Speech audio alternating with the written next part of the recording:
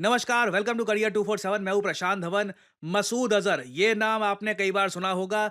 जैश ए मोहम्मद का चीफ है, अंतर्राष्ट्रीय आतंकवादी है। यूनाइटेड नेशन समेत कई देशों ने इसे एक आतंकवादी घोषित कर रखा है।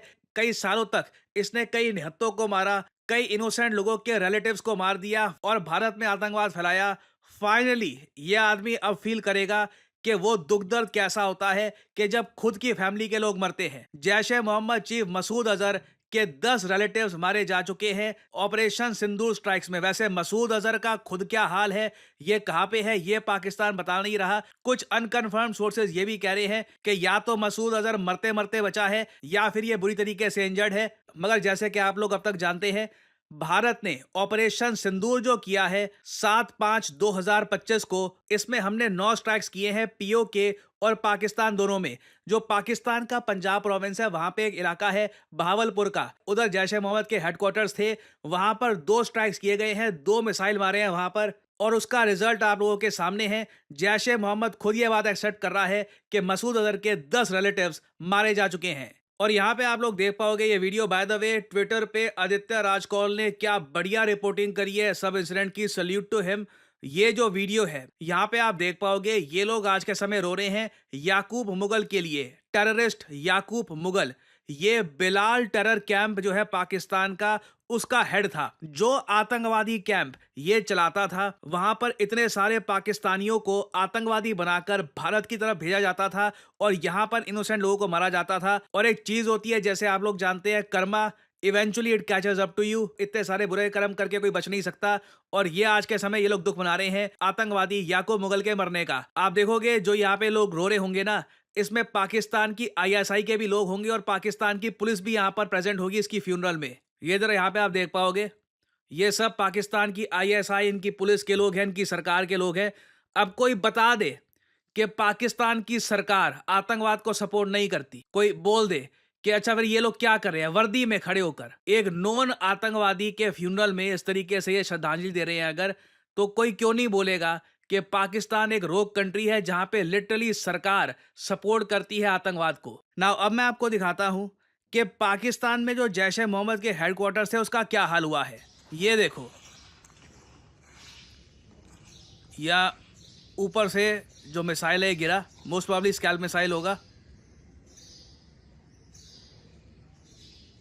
और ये डिस्ट्रक्शन हुई है यहाँ पर। इसी डिस्ट्रक्शन में मसूद अजहर के जो रिलेटिव्स हैं ये भी मारे गए हैं। और अब पाकिस्तान ये नहीं कह सकता कि सिर्फ पेड़ पौधे गिराए थे। और एक और वीडियो सामने आई है जहां पर हम देख पाएंगे पाकिस्तान की आर्मी के लोग ये जाते हैं हॉस्पिटल में, और जैश ए मोहम्मद का जो ये हेडक्वार्टर था, यहाँ पे जो अटैक हुआ है, उसमें जो इंजर्ड लोग हैं, ये जो यहाँ पे सब आतंकवादी हैं, इनसे किस तरीके से पाकिस्तान की आर्मी यहाँ पर मिल रही है।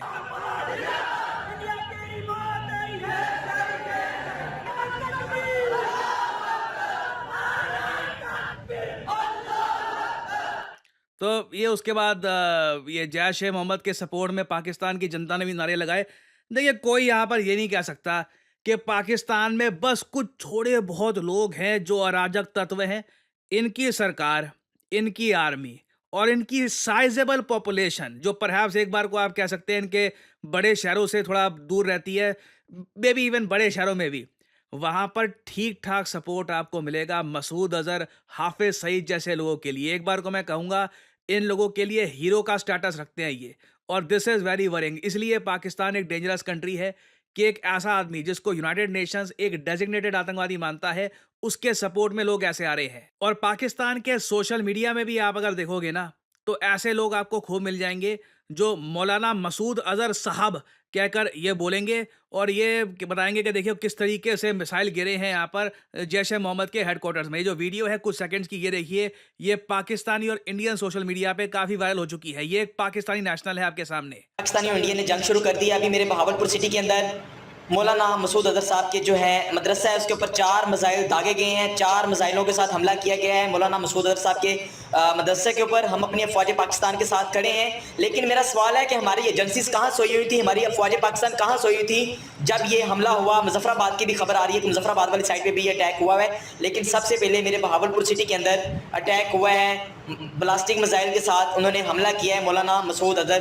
साहब के मदरसे के ऊपर 4 मिसाइल मारे गए हैं। अभी ये कहना कबल वक्त है कि गोया कितनी सच्चाई है इस खबर के अंदर, किस साइड से ये मिसाइल आए हैं, ये अभी कंफर्म होना बाकी है। लेकिन ये कंफर्म न्यूज़ है कि उनके मदरसे के ऊपर 4 मिसाइल मारे गए हैं। पाकिस्तान जिंदाबाद, पाक फौज जिंदाबाद, इमरान खान जिंदाबाद।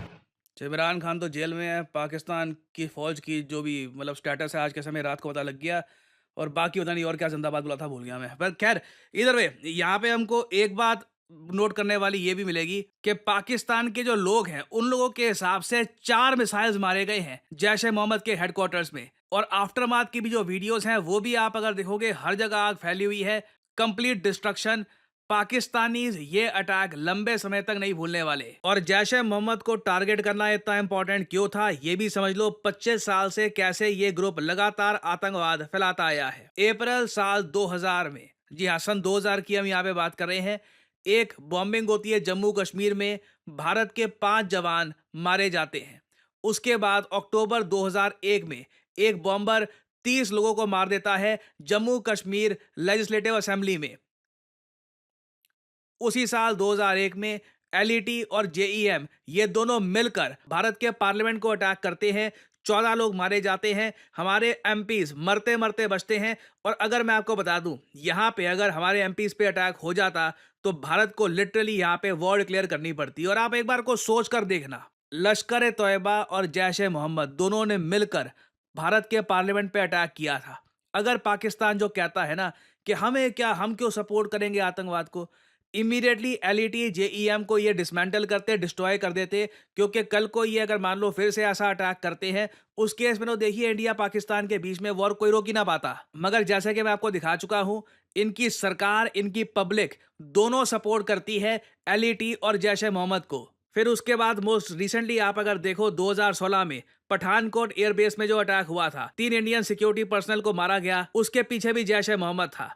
उरी में जो अटैक हुआ, जहां पे 19 जवान हमारे वीरगति को प्राप्त हुए, वहां पर भी जैश ए मोहम्मद इन्वॉल्व था। जो पुलवामा का हमला हुआ था फरवरी 2019 में, वहां पर भी जैश ए मोहम्मद था। और मोस्ट रिसेंटली बताया जा रहा है पहलगाम का जो आतंकवादी हमला है उसे भी ऑर्केस्ट्रेट किया था जैश ए Mohammad, affiliate with Lashkar A Taiba support. उसे भी ऑर्केस्ट्रेट किया था एक ग्रुप ने जो जैश ए मोहम्मद का एफिलिएट है और उसे लश्कर ए तोयबा की भी सपोर्ट है। तो इस ग्रुप को टारगेट करना बनता ही था।